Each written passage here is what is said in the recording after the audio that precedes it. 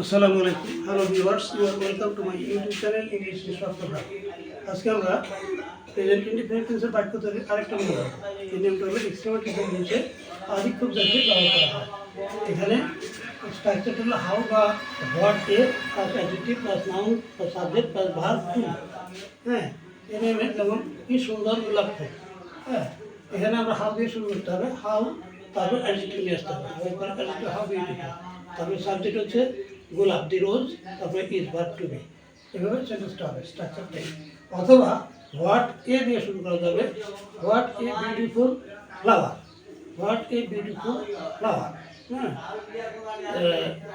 What a দিলাম, তারপরে adjective, তারপরে নাউন বা verb, subject the flower, the rose is verb to be. এভাবে সেন্টেন্সটা করা যাবে।